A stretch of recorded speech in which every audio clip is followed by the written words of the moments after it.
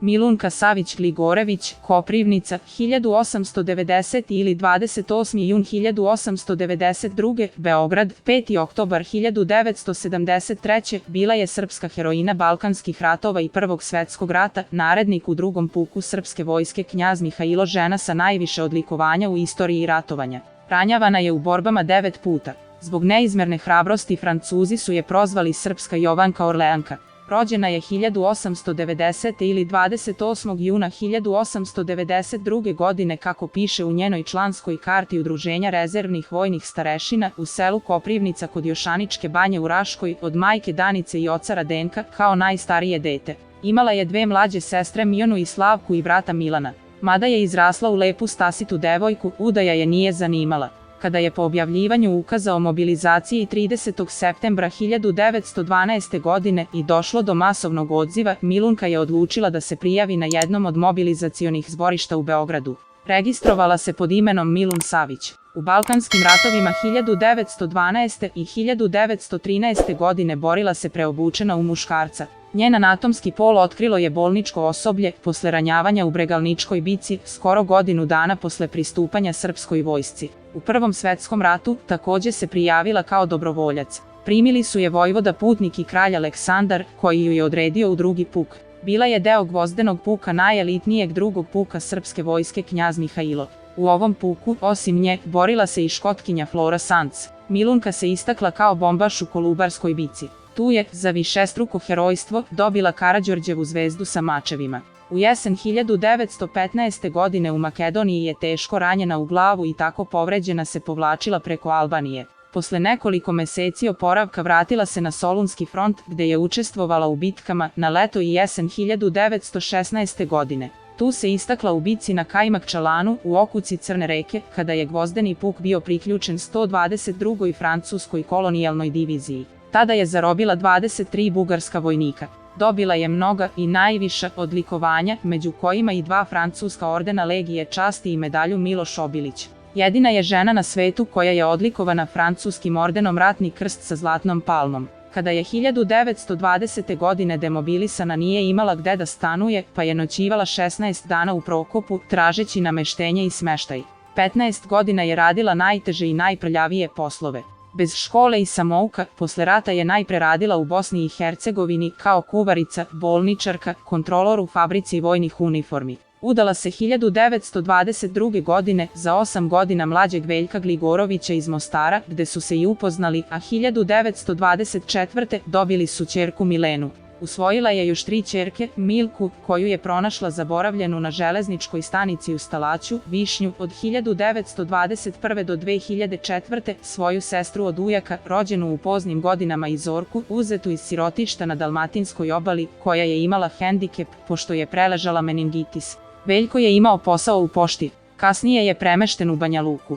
Ubrzo je zapostavio porodicu, a brak je bio ugašen. Početkom 1920-ih godina za zasluge u ratu od države je dobila imanje u Stepanovićevu, selu kraj Novog Sada, gde je podigla kuću i sa sestrom Slavkom obrađivala imanje, dok je brak sa Veljkom zapadao u krizu, tako da je sama podizala 4 dece. Kasnije, u potrazi za boljim životom, zajedno sa ćerkama je otišla za Beograd, gde je mesecima pokušavala da nađe posao. Stanovala je u Skadarskoj 33, usred Beograda sa 3 kćerke. Na inicijativu njenih saboraca od 1929. zaposlili su je kao čistačicu kancelarije direktora u Hipotekarnoj banci u Beogradu, gde je provela najveći deo svog radnog veka.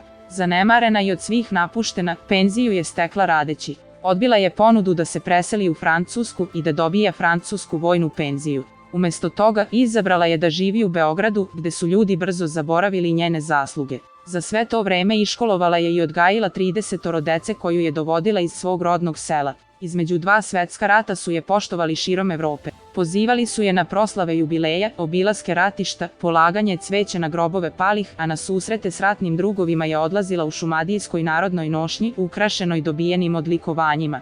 Nakon rata, vlast joj je 1945. dodelila penziju. Starost je provela u svojoj kući na Voždovcu, u društvu unuka i u redovnim susretima sa vojnim veteranima.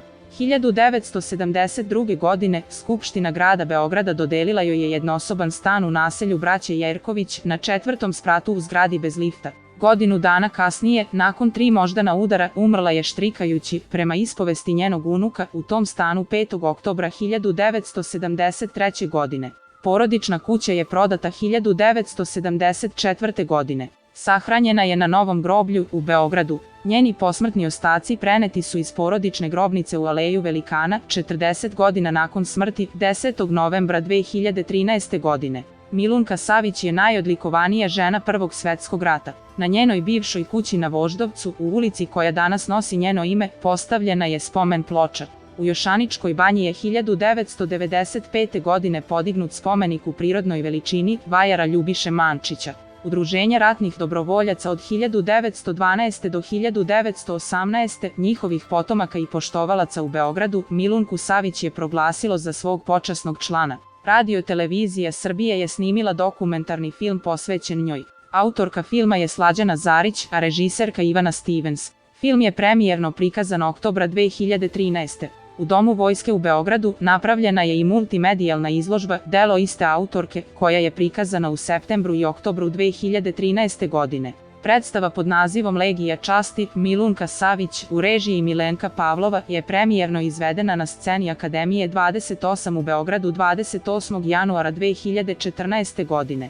Glavnu žensku ulogu Milunku igrala je Zlata Numanagić. Pored Beograda, u njenu čast, njeno ime nose ulice i u Valjevu, Zrenjaninu, Jagodini, Kraljevu, Kosjeriću, Kruševcu, Mladenovcu, Nišu, Paraćinu, Šapcu, Svilajncu, kao i u Stepanovićevu i Jošaničkoj banji. Godine 2013. u Vitanovcu, naseljenom mestu grada Kraljeva, osnovna škola dobila je naziv po Milunki Savić. Američki sajt Listverse uvrstio je Milunku Savić na listu 10 najvećih žena koje su se borile u nekom od ratova tokom novije istorije. Kliknite na dugme prati, subscribe na YouTube kanal kako biste bili u toku sa najnovijim dešavanjima na kanalu. Pomozite naš rad deljenjem sadržaja.